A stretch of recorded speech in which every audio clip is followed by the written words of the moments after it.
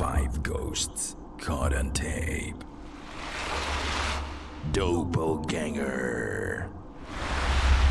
Noong January 29, 2024, nagtatrabaho ang partner ni Aki sa site kaya naiwan silang dalawa ng kanyang anak sa bahay nung gabi na yun. Ang usual na uwi ng partner niya ay alas 5 o alas 6 ng umaga, ngunit nagulat na lang siya dahil alas 2:30 pa lang ng madaling araw.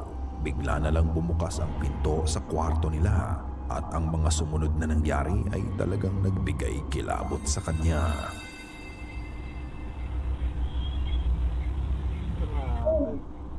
Bumukas mag-isa yung pintuan. Nakita ni Aki ang partner niya sa labas ng kwarto nila.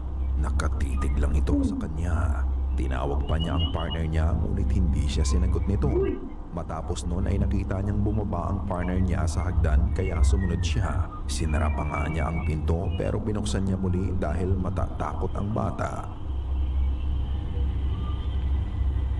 Pagdating niya sa ibaba, nagulat na lang siya dahil patay ang mga ilaw at nakakandado pa din ang pinto. Dito niya na-realize na hindi makakapasok ang partner niya sa bahay dahil wala itong dalang susi nung oras na yun. Ayon kay Aki, bigla na lang siyang hindi makakilos. Ang hindi niya alam, habang hindi siya nakakagalaw, may nagbubukas-sara na din pala ng pinto sa kwarto nila.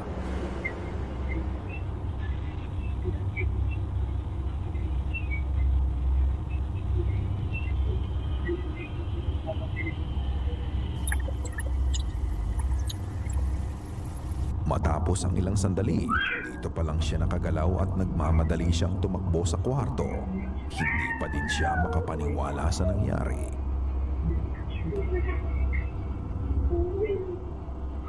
Dahil nga dito ay sinilip niya muli ang partner niya. Sa isip-isip niya ay nagbibiro lang to pero pagtingin niya, wala siyang nakita. Ano sa tingin niyo ang naganap sa bahay nila nung gabi na yun? Did she really witness her partner's doppelganger? Nang malaman nga ng partner niya ang nangyari, nagbiro na lang ito at sinabing pinadala niya ang doppelganger niya para i-check kung okay sila. Ikaw, ano ang gagawin mo kung sa'yo mangyari to? Ikaw na ang humusga. Crematorium. Ang lalaking mapapanood niyo ay nagtatrabaho sa crematorium. Nang gabi na yun, nagvi-video siya para ipakita sa fiancé ng kapatid niya ang itsura sa loob ng crematorium at kung ano ang ginagawa niya. As he was showing the building around, this happened. Lights, they turn off automatically at a certain hour. And I'll tell you right now, I'm gonna walk you through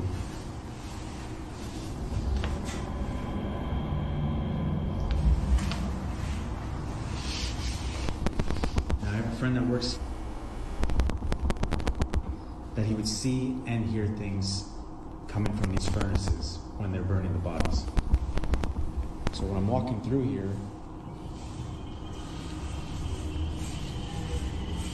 they usually put the urns out to send to the families. So when I'm walking here at night, I walk right by these urns that they put on these tables here. And then I come down,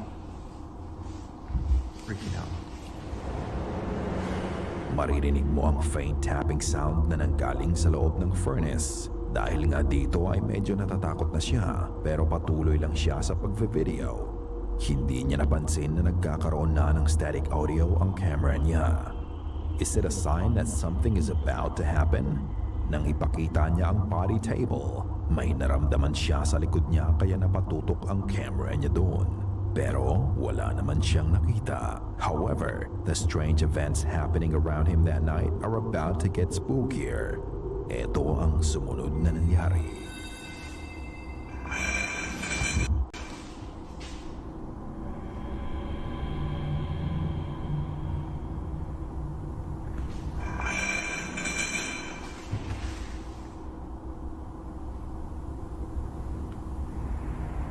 Grabe, nakakatakot naman yun. Fuck. Tigas-tigas naman yun.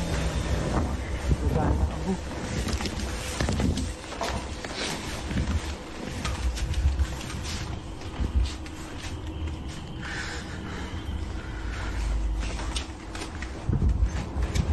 Sa likod niya bigla na lang may gumalaw. Maririnig mo ang metallic sound. Nang itutok niya ang camera sa mga urns na nakalagay sa aisle, makikita mo na gumalaw na lang mag-isa ang takip ng isa sa mga ito. It produced the same sound nung nauna at ilang sandali pa, ang takip nito ay unti-unti na lang umangat ng mag-isa. Napatakbo na nga lang siya sa takot at paglabas niya, bigla na lang din may humawi ng vertical blind sa pinto na parang may taong lumabas dito. Pero in this case, wala kang makikita. It's as if whatever is terrifying him followed him. Matapos nga ng mga nangyari, napauwi na lang siya. Ikaw, kakayanin mo bang magtrabaho dito ng mag-isa kahit na may nagpaparamdam na? 3 years later. Isang araw, nag-check si Yessie ng phone niya nang makita niya ang isang recording na video niya 3 taon na ang nakalipas. Ang sabi niya, nag-video siya dahil siya lang ang mag-isa sa bahay nung araw na yon. Pero may naririnig siyang mga ingay na nanggagaling sa banyo. Maririnig mo ang tapping sounds pero nang tignan niya ang loob ng banyo, wala naman siyang nakita doon.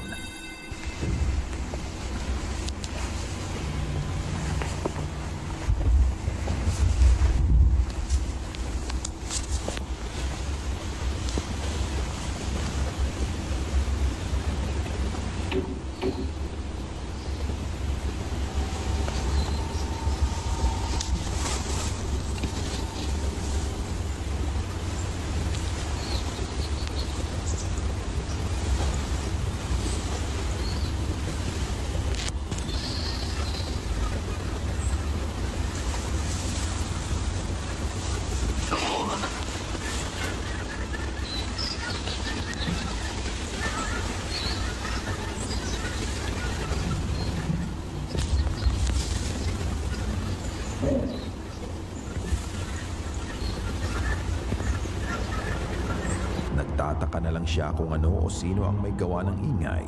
Matapos nun ay pumanik siya sa kanyang kwarto. At muli, narinig niya ang ingay na nanggagaling sa banyo kaya muli siyang nag-video. But this time, she would capture something else.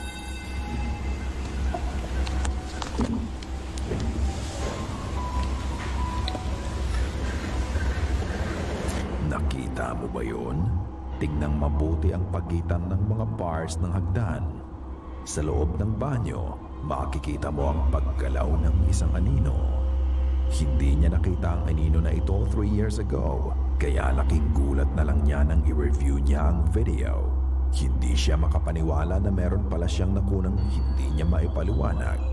Ang anino ba na nakita niya ay ang may gawa ng mga ingay na naririnig niya? Ikaw na ang bahalang humusga. Is it a bird? Nitong October 8 sa Sariaya, Quezon, may nakita si Che at mga kasama niya na lumilipad malapit sa puno. Noong una, hindi nga nila pinansin to, ngunit sa muling paglipad ng nakita nila, nagtaka na lang sila bakit ito lumilipad malapit sa buwan.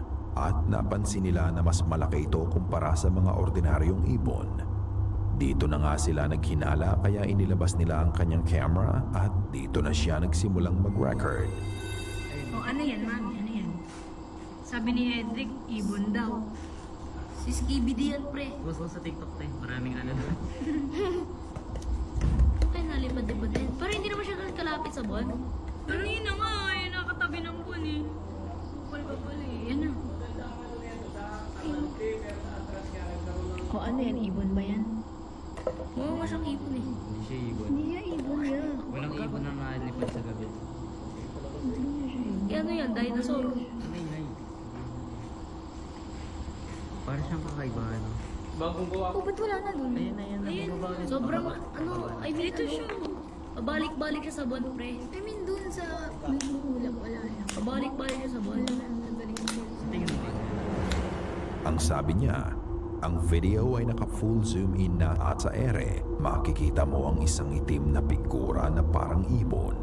Pero ang nakakapagtaka, lumilipad lang ito malapit sa buwan. Hindi nila mawari kung ito ba ay malaking ibon lamang o isang nilalang ng kababalaghan.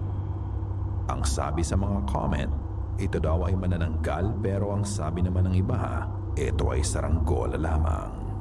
Ipinost niya ang video na to sa kanyang social media para mabigyan sila ng sagot kung ano ang flying creature na nakita nila.